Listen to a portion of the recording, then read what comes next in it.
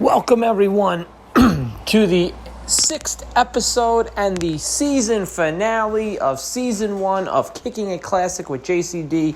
I am your host, John JCD DiMaselli. As always, Kicking It Classic with JCD is part of the PWP Nation Network. Check out pwpnation.com for loads of great articles, news, reviews, editorials, interviews, and so much more. Going on over 8 years, and we are not slowing down anytime soon. Follow PWP Nation on Facebook, facebook.com/PWP Nation. Also, check out PWP Nation on Twitter at PWP Nation. As far as myself goes, John JCD DiMaselli, you could follow me on Twitter at NYC1219. And as far as the show goes, Kicking It Classic with JCD, you can follow the show on Facebook at facebook.com/Kicking It Classic with JCD. You can follow the show on Twitter at KITCWJCD. And you can email the show, kickingitclassicwithjcd at yahoo.com. It has been a fun first season. I hope you have enjoyed everything we've done so far, our first 5 episodes. And now for episode 6, we're going to delve into quite possibly one of the most rebooked shows of all time because of so many circumstances, changes, life events. I'm talking about, realistically, an 8-month period of WWE that was booked on the fly just as much as this show was between late 1991 and early to mid 1992. I am talking about Wrestlemania 8. World Wrestling Federation proudly presents Wrestlemania. Champion Ric Flair defends the title against the #1 contender, the Macho Man, Randy Savage. The maniacal Sid Justice goes one-on-one with the immortal Hulk Hogan in what could prove to be Hulk Hogan's farewell match. It's a double main event. It's WrestleMania. So the show takes place April 5th, 1992 at the Hoosier Dome in Indianapolis, Indiana for a sold-out crowd of 62,000 plus. And it was just, this is one of the greatest WrestleManias ever. And boy, I mean, we're going to go through it one by one, but it is almost as if every single match had something attached to it, and it wasn't the match that it was supposed to be. And we're going to go over it. So the first match for the live crowd was actually a dark match, which had the Bushwhackers defeat the Beverly Brothers. There was an advertised match of the British Bulldog against the Warlord. That match did not happen due to time restraints, and we'll get into that later on as the show goes on and how it affected the main event. As far as where to start with this show, I mean, there's so many different ways you can go. I'm going to start with the build. So the original plans for the show were going to be centered around 3 matches. And there was a lot more advertised, which we'll get into. The original card, or at least half of the card for the show, was going to feature Ric Flair defending the WWF title against Hulk Hogan. In a steel cage match, it was going to be the Macho Man Randy Savage versus Jake the Snake Roberts. Now, those 2 matches alone were on the printed material that was printed early on for this show. Other matches that were supposed to be on this card were going to feature Sid Justice against the Undertaker, which very strongly was going to end with Sid going over over Undertaker. So that means the streak would have never been an issue at all, which is ironic how things play out. 2 other matches were on paper for this card. Bret Hart defending the Intercontinental Championship against the Mountie, or challenging the Mountie for the Intercontinental Championship. We'll get into that when we get to that match. And the Legion of Doom challenging Ted DiBiase and IRS Money Incorporated for the tag team titles. We'll get into that as we go along. as well as a grudge match between Shawn Michaels and Marty Jannetty, which, as you guessed, we'll get into that as we go along. So I guess where to start as far as where the road for this show began, I guess we have to go all the way as far back as the mid to almost late summer of 91 when Bobby Heenan first announced that Ric Flair was showing up in WWF. He started doing the promos with the NWA title, teasing that Flair was coming. Flair had left WCW, as we reviewed in our first episode about the 1991 Great American Bash, that Flair had left the company and was on his way to WWF to challenge Hogan. So now everyone automatically assumed that was going to be a WrestleMania main event, Ric Flair versus Hulk Hogan. We'll get to that.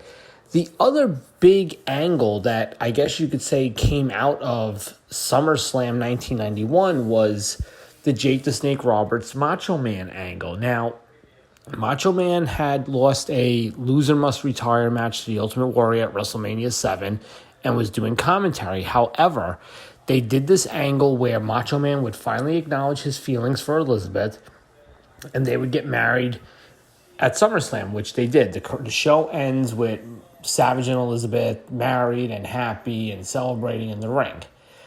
They shoot a backstage angle of a quote-unquote reception, and there's a box. No one knows what it is. The gift gets opened, and it's a snake. I believe Elizabeth passes out, and Savage now is going completely ballistic, looking for revenge on Jake Roberts. He's asking, they do this whole angle with Macho Man searching for reinstatement. Jack Tunney initially denying it. They did the infamous snake bite angle where Jake tied up Savage in the ropes and had the snake bite his arm. There's that urban legend that Savage had been told by Jake that the snake had been devenomized, but maybe it wasn't. But coming out of SummerSlam, that was your big angle. It would finally culminate with the Tuesday in Texas pay-per-view that Savage would be reinstated and would face Jake Roberts for the first time. They do. That match ends in, I believe, a DQ, and Jake the Snake Roberts slaps Elizabeth.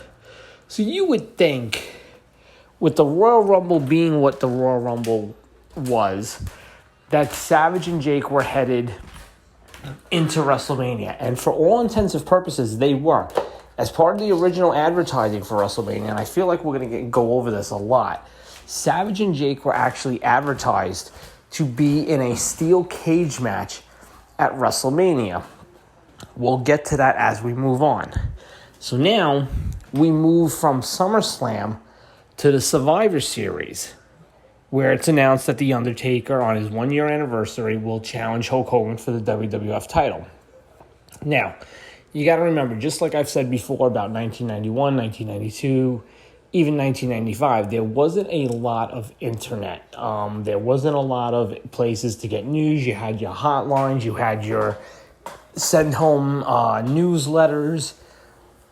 And that was really it. The word always was that Undertaker would defeat Hulk Hogan for the WWF title at Survivor Series, which he does, again due to interference from Ric Flair. So you're still playing your Hogan-Flair card. Now, there was talk of this pay-per-view being the following Tuesday, it was going to be called This Tuesday in Texas.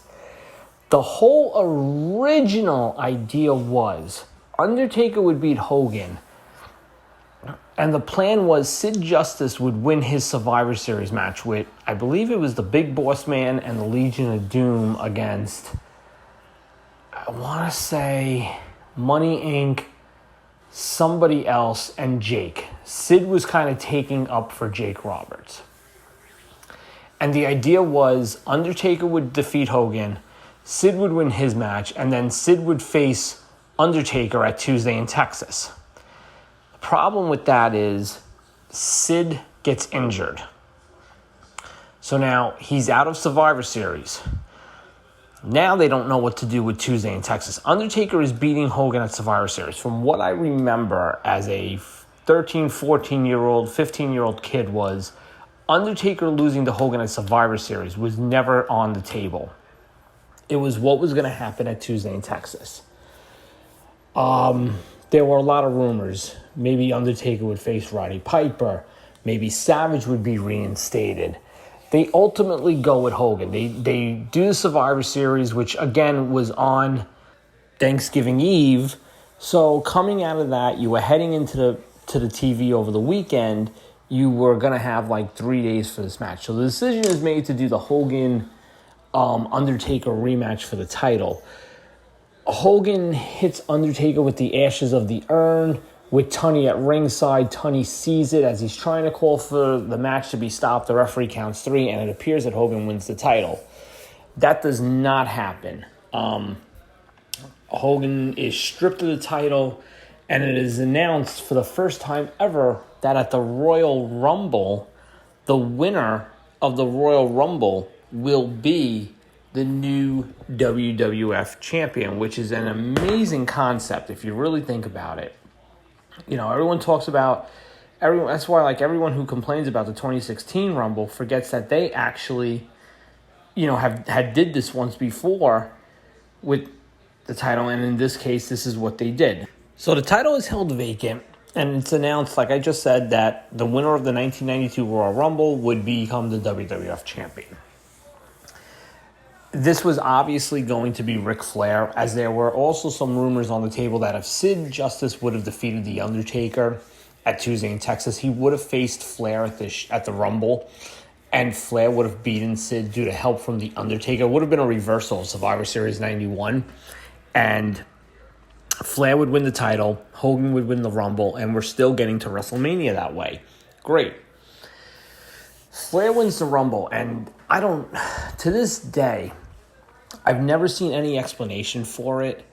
Hulk Hogan gets eliminated by Sid. Hogan's trying to eliminate Flair, and Sid tosses Hogan out over the top. As Sid's going to trying to get back to Flair, Hogan grabs Sid's arm, and Hogan's like complaining to Sid, like, why'd you eliminate me?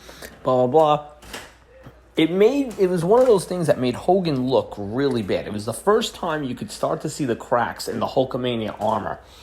Hogan grabs Sid's arm, and then, which allows Flair to eliminate Sid and win the title.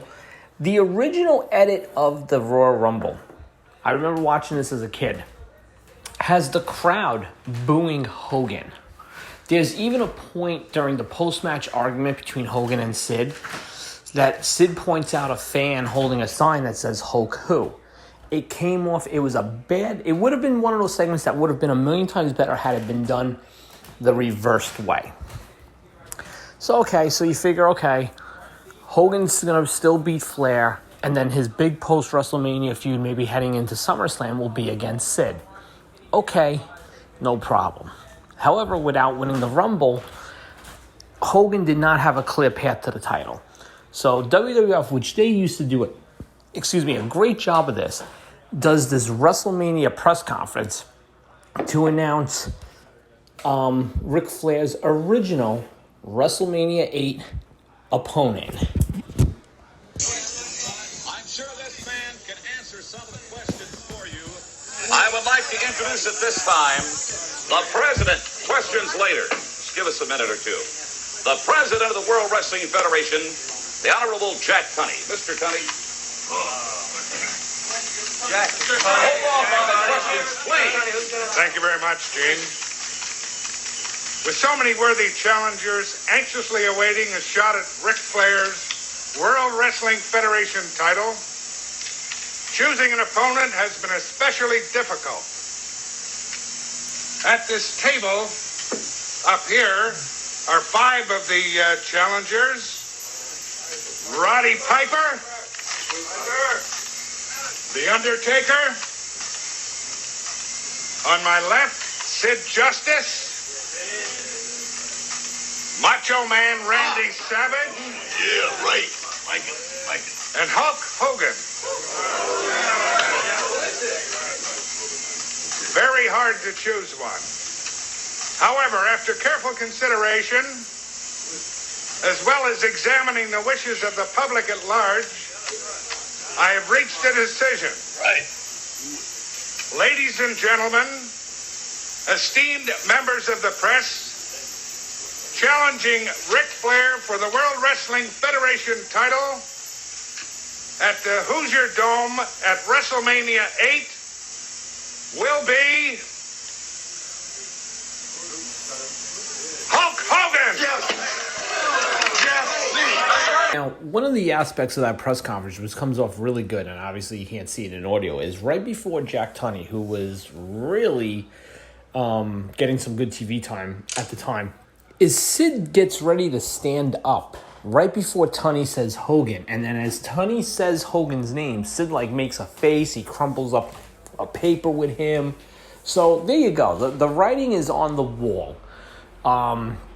Sid is pissed, and rightfully so. Again, this goes back to the Rumble. If the Rumble angle had not been booked the way it was, this would come off totally different. But as a fan, you could really make a case for Sid.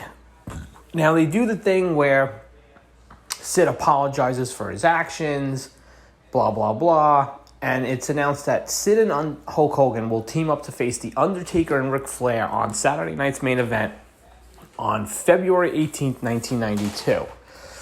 You could see what's coming a mile away, and it happens. Halfway through the match, Sid walks out on Hogan, cuts a promo backstage, basically officially turning heel, says he wants Hogan to help himself.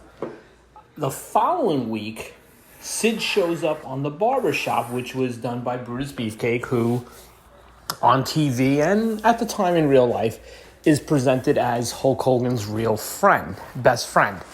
Sid destroys the Barbershop, cuts a promo on Hogan, and the following week,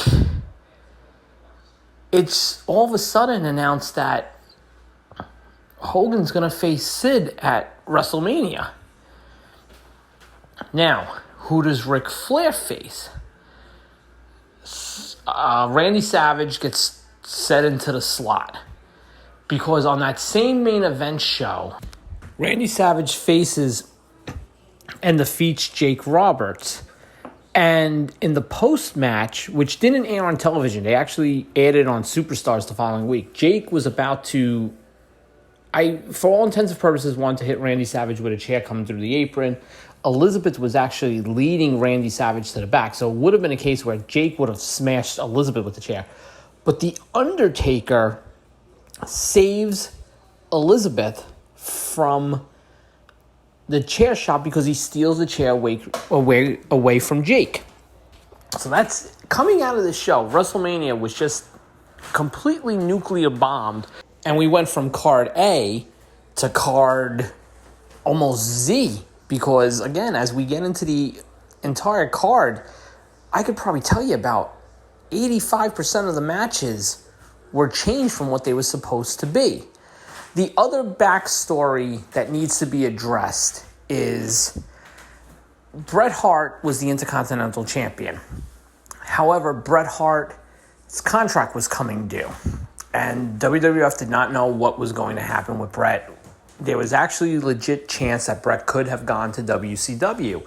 So Bret Hart was scheduled to face the Mountie at the Royal Rumble and for the Intercontinental title. And the story is that Hart would probably have dropped the title to the Mountie and then have a rematch at WrestleMania.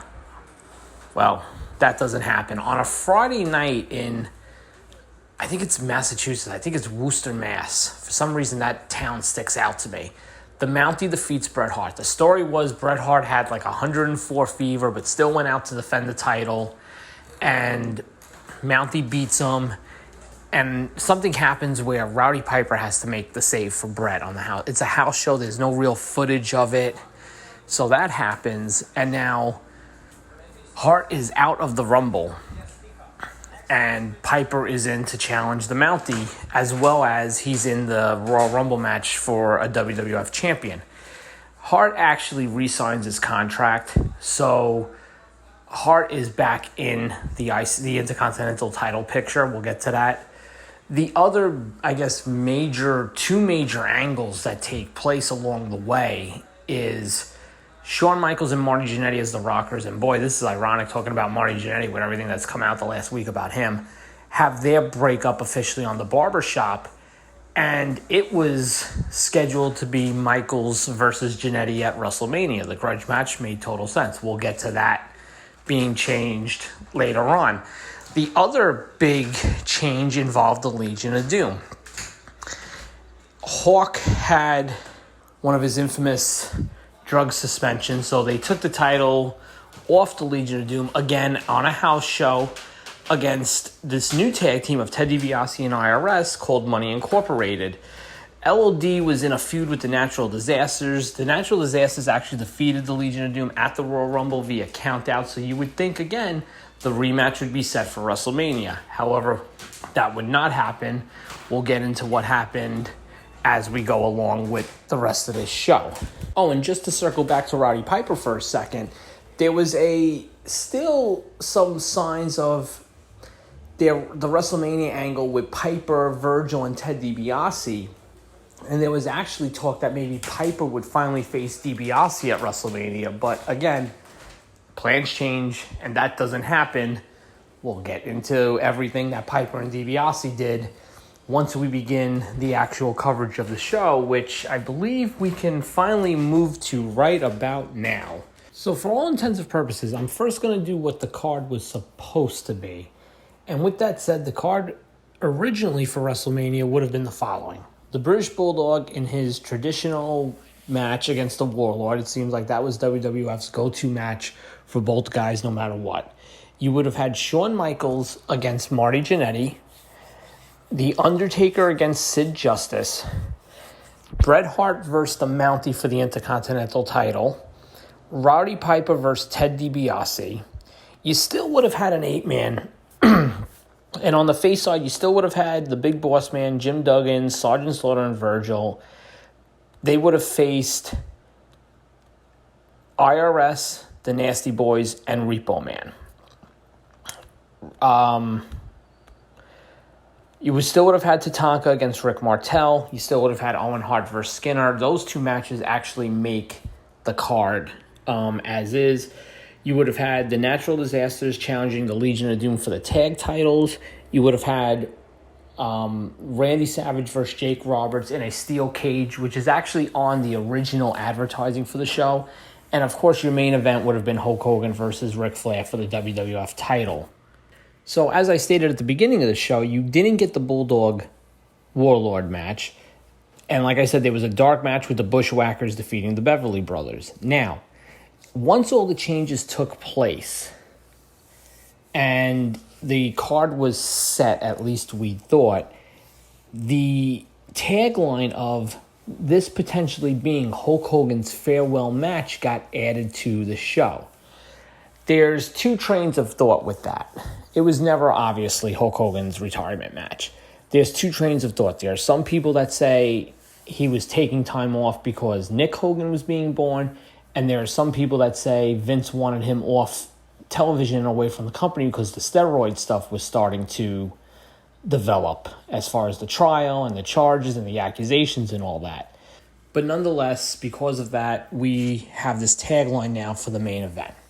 So as far as the actual card goes and the changes, instead of Shawn Michaels facing Marty Jannetty, Shawn Michaels is announced to face El Matador Tito Santana.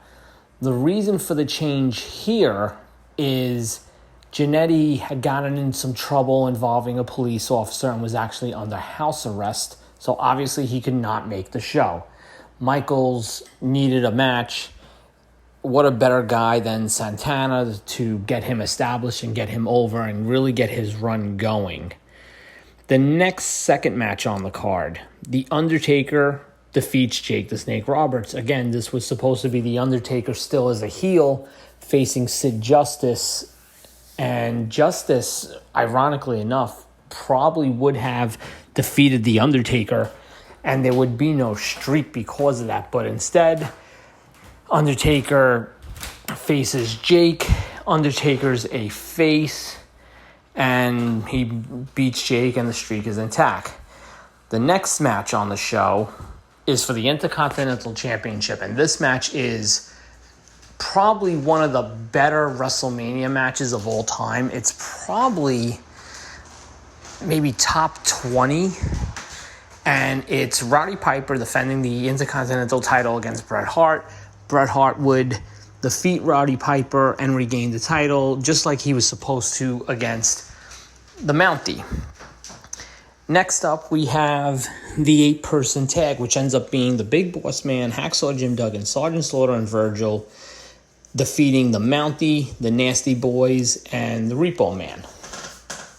Ray Combs, formerly a Family Feud, was the guest ring announcer for this match. Now, right around this first early part of the show, the Legion of Doom are brought out. However, they don't come out alone for an interview. They come out with Paul Ellering.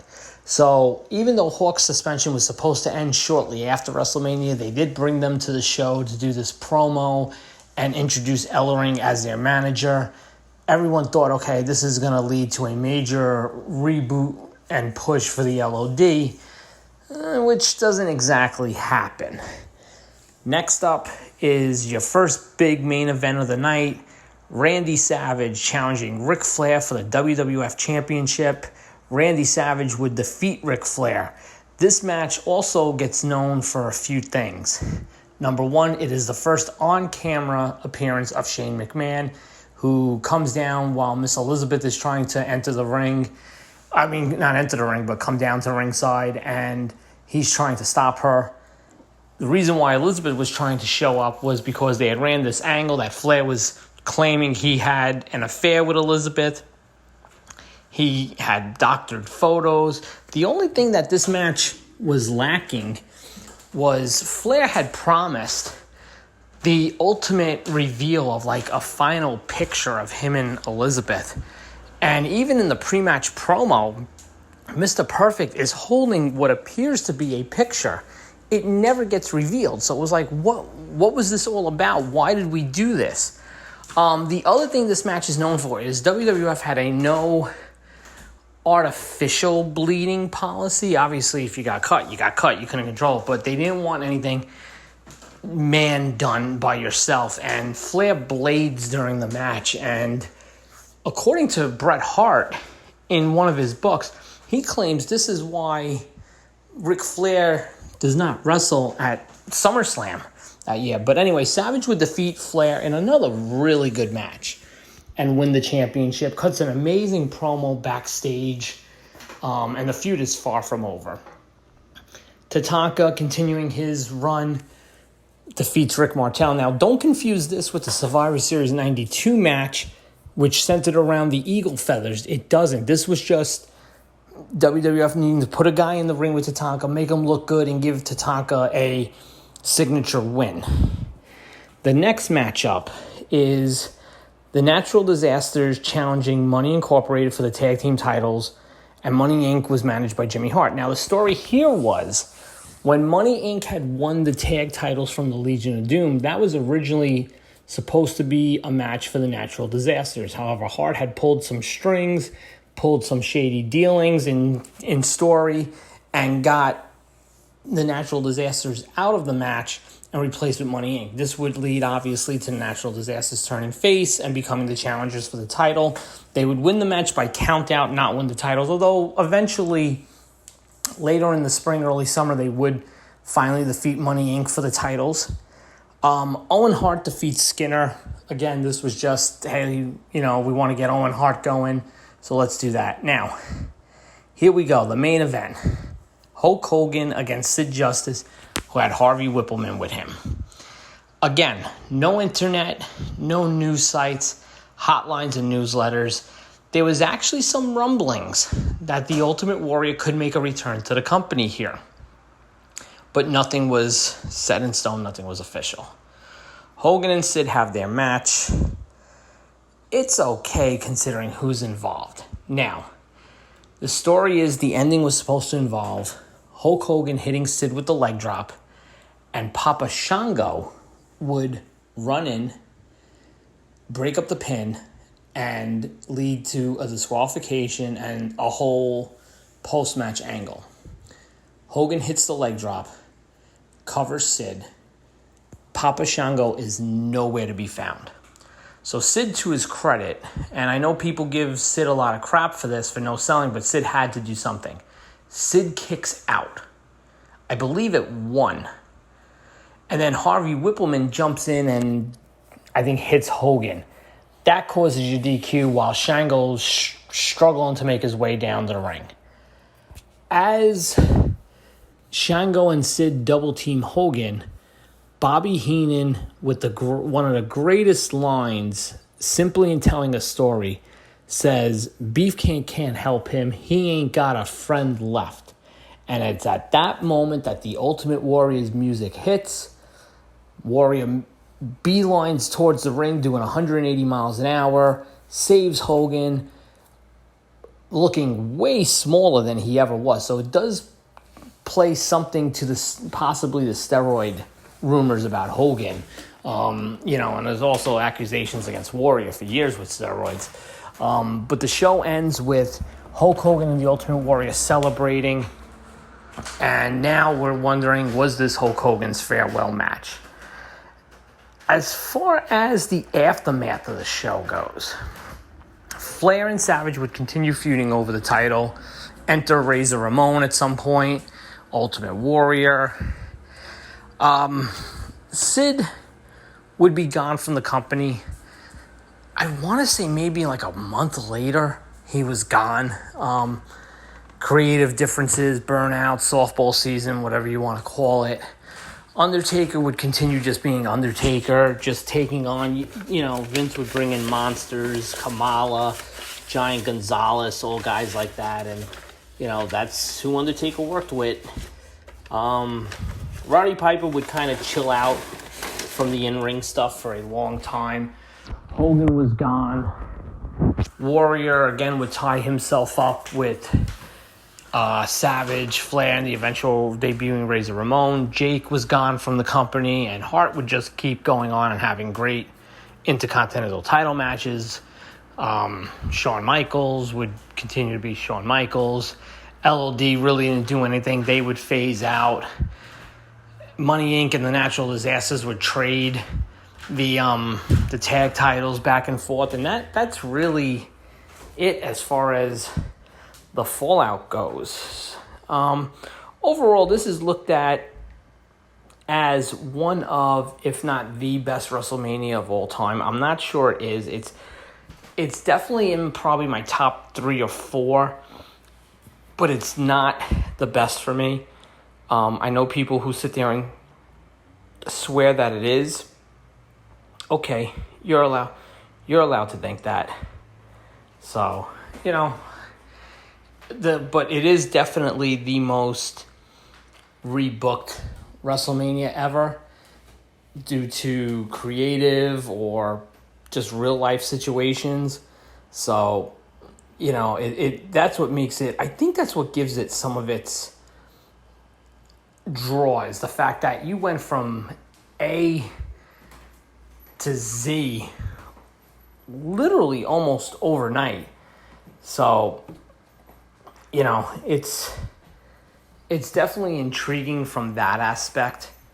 Now, with that said, on behalf of everybody, myself, here at Kicking It Classic with JCD, as I wrap up Season 1, again, I just want to say thank you to anyone who listened, followed us again on social media. Any type of support you had for the show is appreciated. Now, as far as Season 2 goes, we're going to take a break.